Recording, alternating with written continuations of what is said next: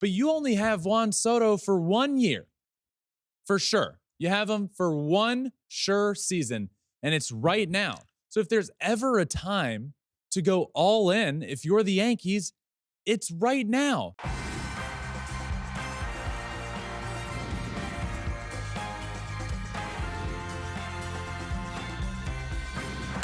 Fly ball onto the track, at the wall, it's gone! Home run! Turns on a ball, deep right field, and gone! What a game, what a moment.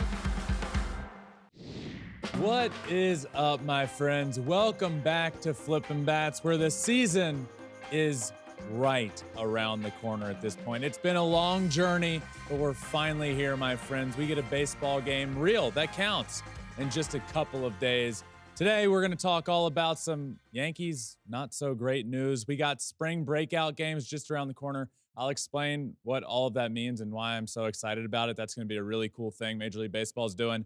My five breakout players for the 2024 season. We got Name That Swing today as well. Some cool news out of the Miami Marlins organization that they're going to be doing down there now. So this is going to be a really fun show. Again, Alex, baseball's so close. I think we're like 8 days away from Dodgers Padres opening day. Yeah. Like it is here. Like it officially feels like, we're kind of getting down to the end of these spring training games that really matter. We're getting some unfortunate big injuries that we're going to talk about a little later, but this is the exciting time. Okay. Who's going to make the final team? Who's going to end up where? Yeah. And we actually had one of the best in the biz who you had as a guest on Flippin Bats last week. Joey Votto got some Flippin Bats luck. Now, during the regular season, it's normally, okay, they come on, they hit a home run the next week or a couple days, day of after. But right after he came on our show, he officially signed a minor league contract with the Blue Jays and posted this hilarious, adorable photo of him as a baby that says, "I'm a little Blue Jay" on his bib, and now he's officially a little Blue Jay. I am so freaking excited for this guy. I know. It had been a long time coming. Obviously, no longer with the Reds, and the talk on social media, because his social media presence is great. He started this whole campaign where he's going to be leaving shopping carts in the middle of parking lots until he signed with a team. And his whole thing was, no shopping cart is safe until I sign with a team. Yes. And the timing of having him on Flippin' Bats was really cool because obviously we're a good bit into spring training. He still didn't have a deal, and everybody in the world, there's not a lot that people can agree with in baseball. Well, really life, but especially baseball. But one thing everybody wanted was Joey Votto to sign. Yes. So to have him on the show and just talk all about where he was at in the free agency process and talk about this whole shopping cart movement and everything he's doing on social media. And then, he comes off as he's a hysterical guy. But for him to really dive into things on a deep level, and he said at one point, look, I'm at a point in my career, I have no reason not to be anything other than candid. Yeah. He said, I had shoulder surgery and I was healthy enough to play last year, but I couldn't do what I wanted to do. And I love this. He really got into the specifics with his swing and the little minute details of how his shoulder moves and how he wasn't able to get his swing where he wanted because his shoulder wasn't perfectly back to where he needed it to be. And said, look, the game will tell me when I'm done. And I'm not done. And now here we are a couple days after that conversation, and he signs with the Blue Jays. I'm ecstatic for him. You can just tell how much he loves the game of baseball. You can tell how much he still wants to play.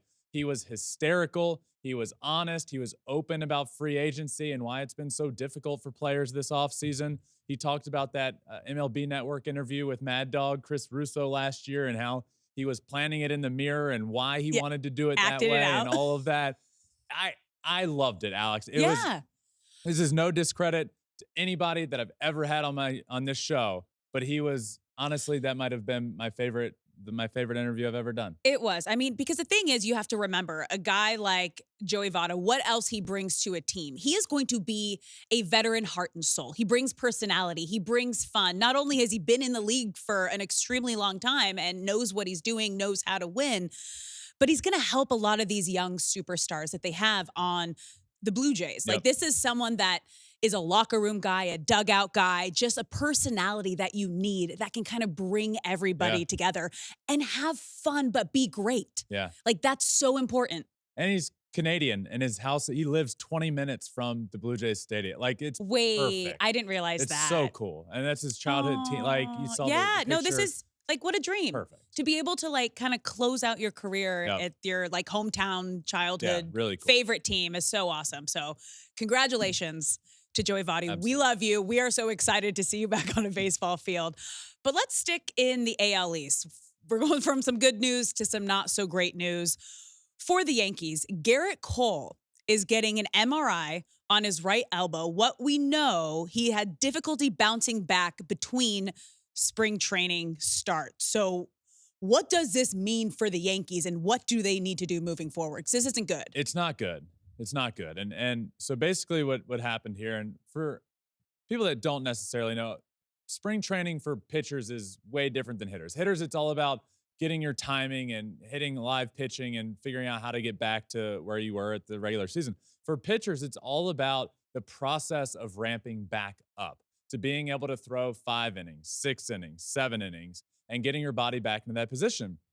And what we're seeing a few times now this spring training is Gerrit Cole coming out and saying, I'm not bouncing back like I know I should be at this point in the year. And he specifically said, I feel like right now, I feel like I'm bouncing back like I just threw 100 pitches in a game. Oof. And that's not what's happening. And that's what's happened with Justin as well. He just said he's not bouncing back the same. And that's why he's, most likely starting the year on the IL. And you're seeing these pitchers just saying, like, I feel like I'm not bouncing back as properly. So that's kind of what all spring training is about, is knowing your body, knowing where you should be at a certain point in the year. And with Gerrit Cole, he's throwing 3-4 innings and saying, I feel my body is telling me I just threw 100 pitches. So he is getting an MRI. And Alex, we're 2 weeks before the season starts, and you have the best pitcher in baseball right now getting an MRI on his throwing elbow. Yeah, that is really, really not good. It's not what you want to hear. It's a nightmare situation for the Yankees. And honestly, for me, it feels like the best case scenario right now. Certainly the most likely scenario, or best case, I would say, is this MRI comes back clean. I don't think the MRI comes back clean and we see him on the mound the next day. I don't see a world in which he's starting. I don't see a world in which he's starting opening day in Houston. I just don't. Do you know what the good news is, though? There are still some really great Cy Young winning arms available on the market right now. Yeah. The Yankees need to go out and they need to sign someone like a Blake Snell. Yeah, and get it done. The Yankees, especially, look, I was saying it before this news, especially now with the Gerrit Cole news, the New York Yankees need to go get Blake Snell. And it's simple. I hope Gerrit Cole is starting opening day in Houston. Yeah. I hope that's the case. But again, we're 2 weeks out. He's getting an MRI on his throwing elbow. I don't see it happening. I hope he is. But it doesn't matter to me. I still think the Yankees need Blake Snell. Let's look at this Yankees team. You've had Gerrit Cole. As of now, I can say he's the best pitcher in the game of baseball. You've had Aaron Judge. Mm-hmm. You have these two players that have been begging for the Yankees to add around them, and not add like what they've done in the past couple of years. I mean, add like they used to when the Yankees were the Yankees. Yeah. And they've finally done that by going out and getting Juan Soto. But you only have Juan Soto for 1 year.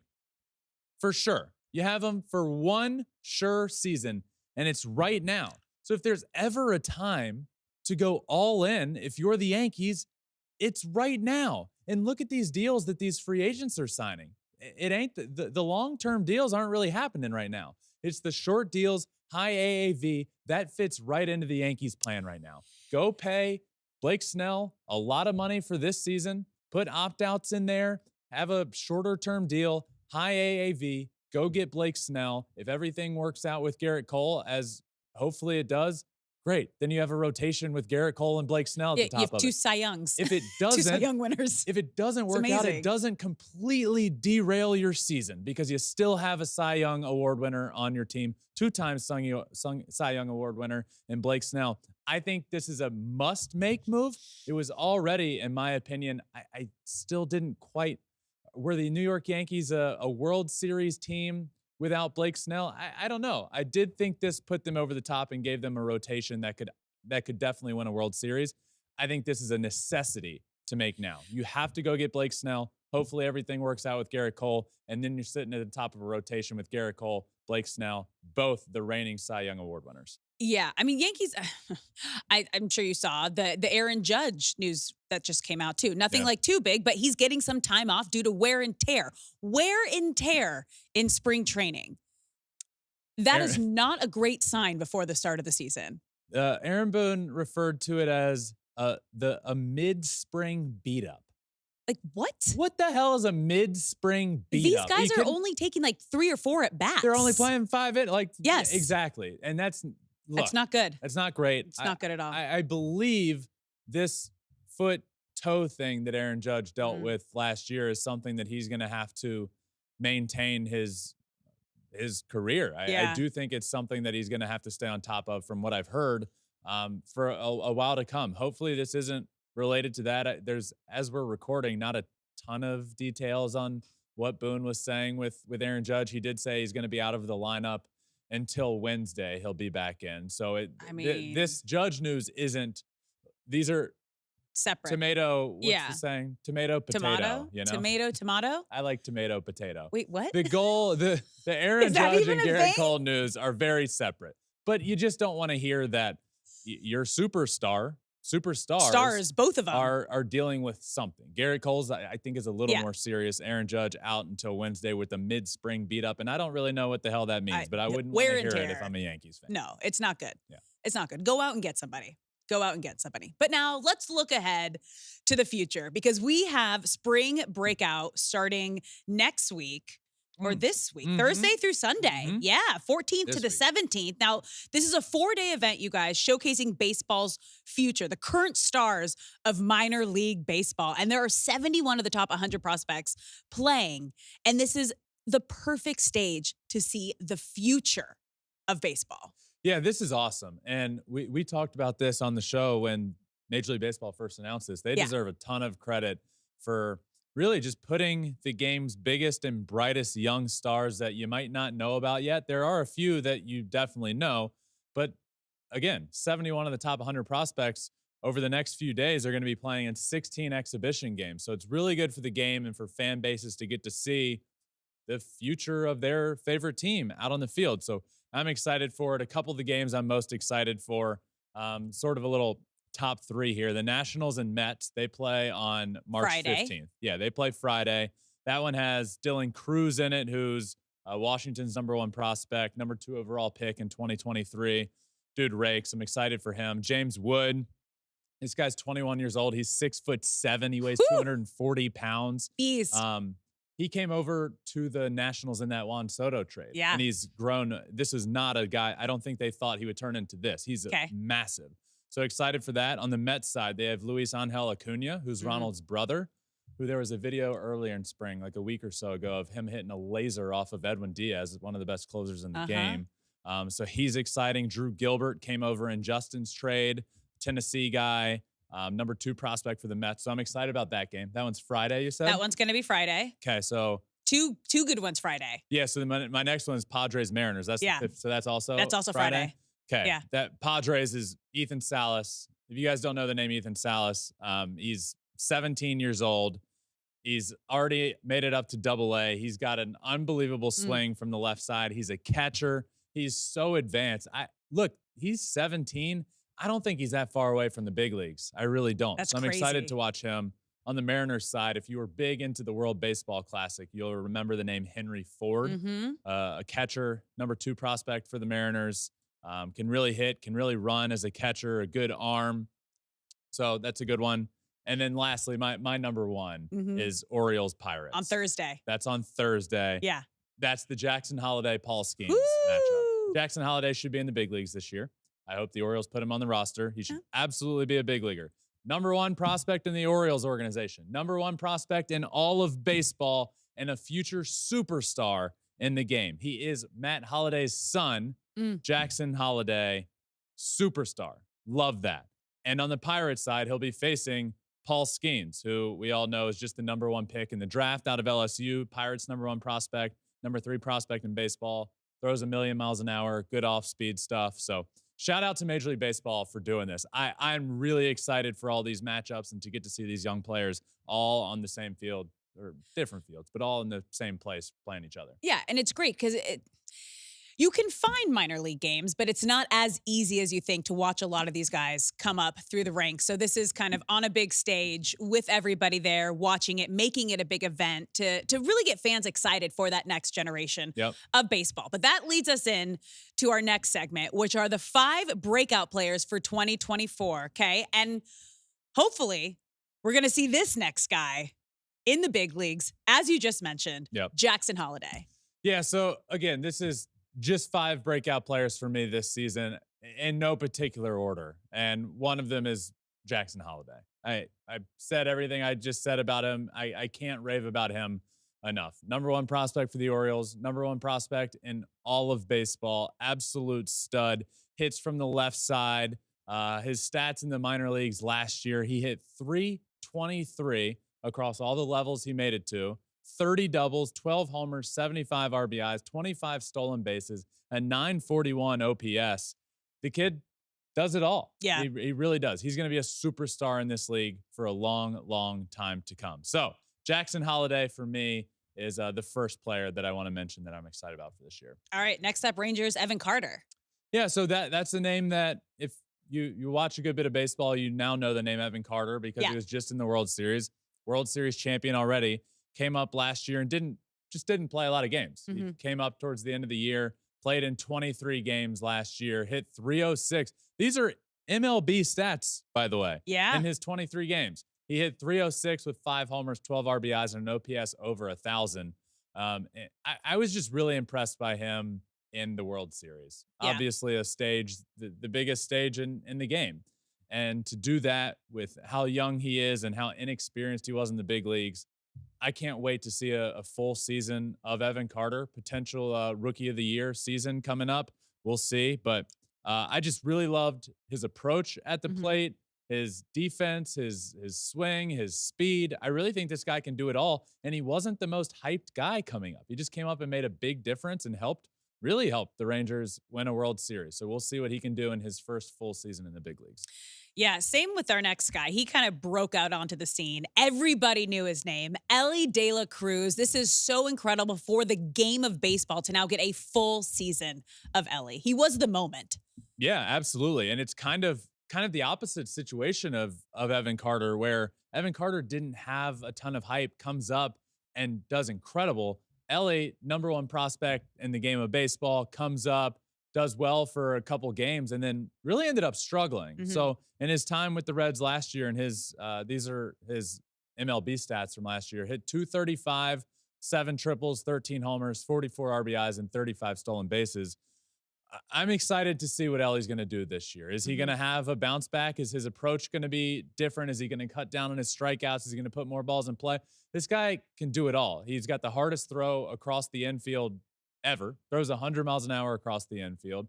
Can hit bombs, can steal bases. But I think this is a year that we can see him hopefully put it all together, and all of that potential that we saw and that number one prospect ability. The Reds need him to be that guy this year. And, yeah, they do. Speaking of, we just had Votto on. Jonathan India came out yesterday. He was Monday, and he talked all about Elly and all about this Reds team and said, no more excuses. This is a playoff team. No more excuses. This is the year to do it. And a big part of that is going to need to be Elly De La Cruz showing the potential that he has shown. Yeah, I mean, he's the reason I think both of us had the Reds as our NL Central favorite heading into the season. I mean, they have like a whole crew of really young, exciting players, but it has to be led and set the example by Elly De La Cruz. Yep. All right, moving on to your next breakout player, Riley Green with Detroit. I got to throw a Tiger in. I know you do. I have to. And it just feels like Riley Green has not really had a clean slate yet in his career. A lot of hype, him coming up with Spencer Torkelson, but every year, he comes up and then there's injuries. And then heading into last year, there was tons of hype and then the injury, and Riley Green didn't break camp with the team. And that just kind of derailed the start to his season, obviously, but really the Tigers season. There was a lot of hype, and for him to start the year injured sucked. But when he did finally get back and was healthy and playing, he had 271 with 19 doubles, 11 homers, 37 RBIs. I'm excited to see what he's going to do. Look, I for the longest time felt like, hey, I think the stud of this organization is Spencer Torkelson, and I still believe in the future of Spencer Torkelson. But I think Riley Green will be great. I think he has future all-star potential. I think they both do. But Riley Green has really, in my opinion, shown what it takes to be a star in the league. I'm excited to watch him play outfield for the Tigers. He's great defensively. He was really good offensively when he was playing last year. So Riley Green for sure is on this list for me.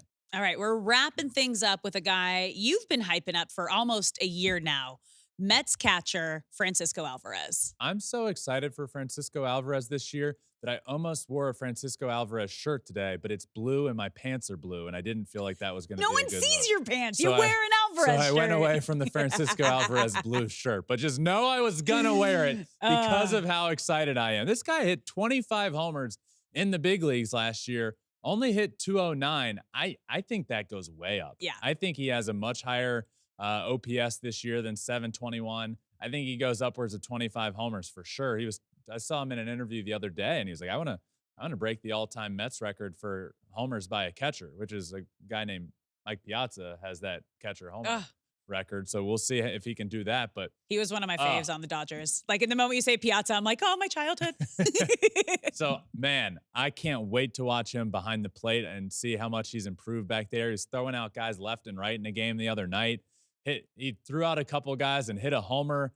Look, I'm going to say this, Alex. Yeah? The Mets had all the hype in the world last year and failed miserably. And this year, it feels like the complete opposite. I would not be surprised if the New York Mets are a good baseball team this year and fight for a playoff spot. I really wouldn't. And a big part of that is going to be Francisco Alvarez behind the plate.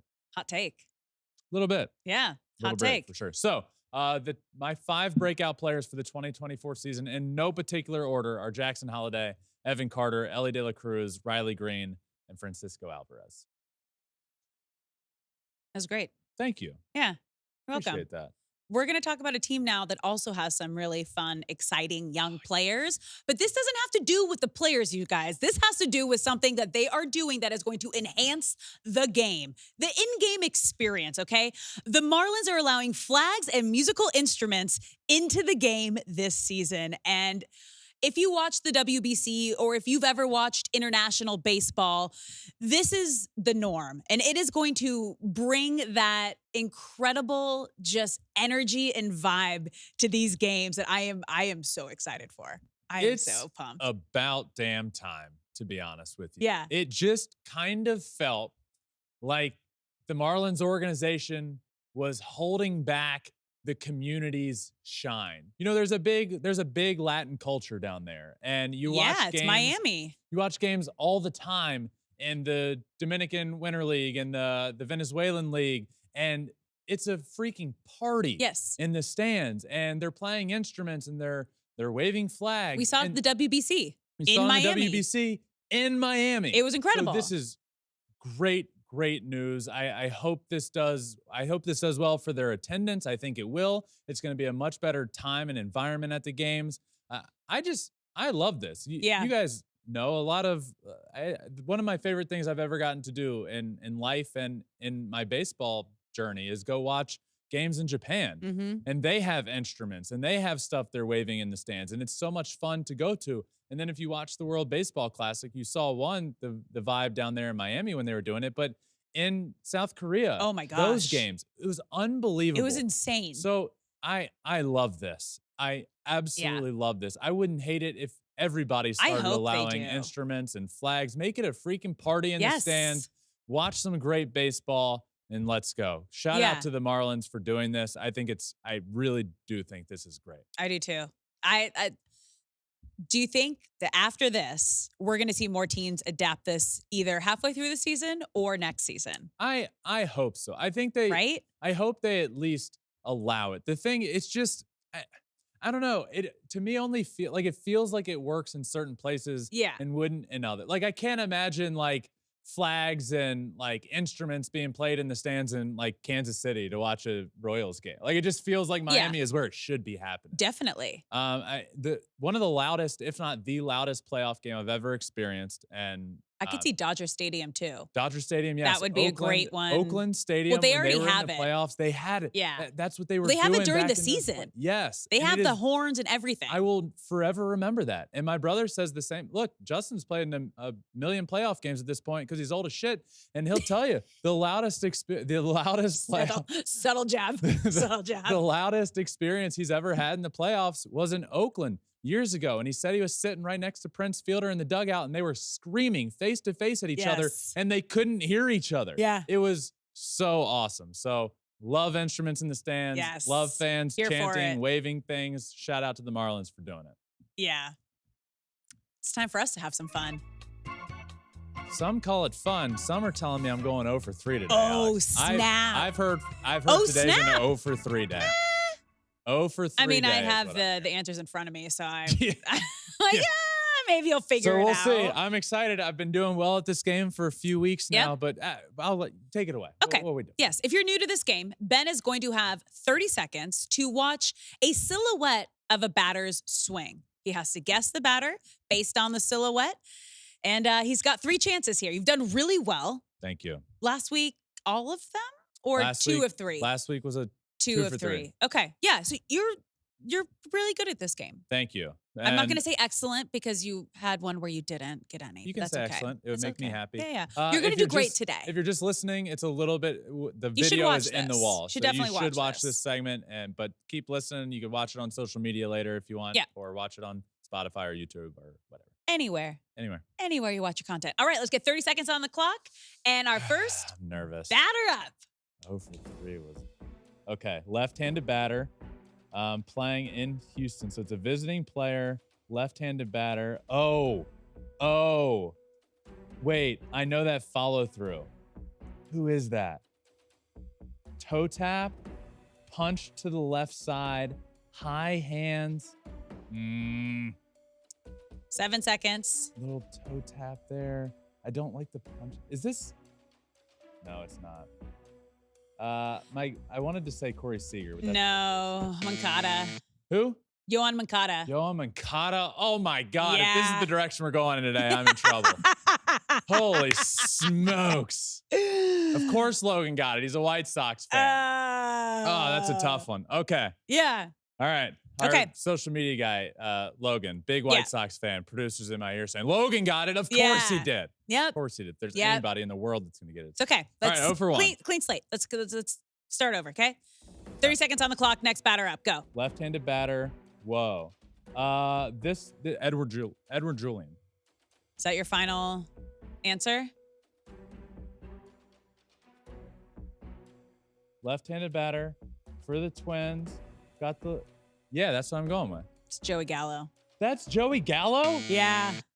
Well, what?